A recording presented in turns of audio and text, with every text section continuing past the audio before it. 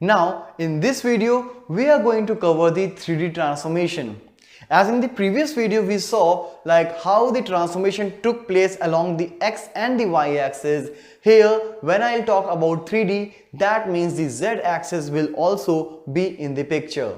So whatever the transformation will take place using the method like skew, translate, rotate, that will go across the X, Y and Z axis as well.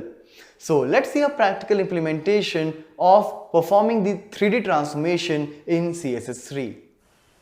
So likewise, we use the rotate function in the 2D transformation. Here, I'm going to use the rotate X, rotate Y or rotate Z in the 3D.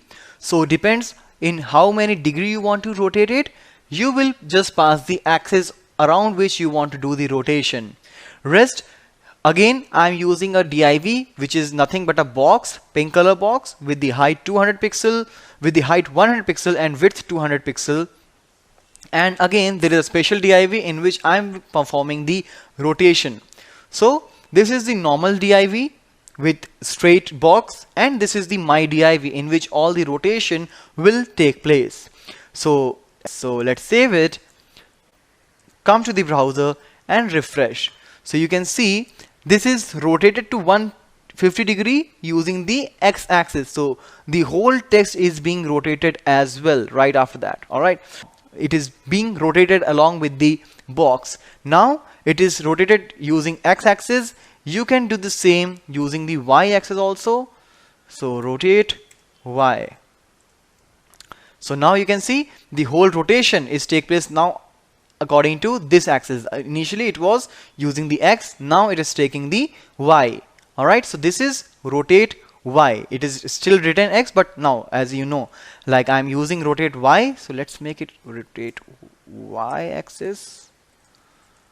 Alright, so this is Y. Alright, similarly you can do the, because it is 3D, there is Z axis also, there is Z axis, so you can use rotate Z as well. So now the rotation will take place as per the Z. So let's save it, come to the browser, and here you can see the third dimension of it. Alright, so these are, as I said, like these are the things which I'm just using it in the transformation. If you will create a storyboard using the animation, you can see them, you can feel the animation and the transformation taking place. Alright, so in our next video we will learn about the animation, but this is all about the 3D transformation using CSS3.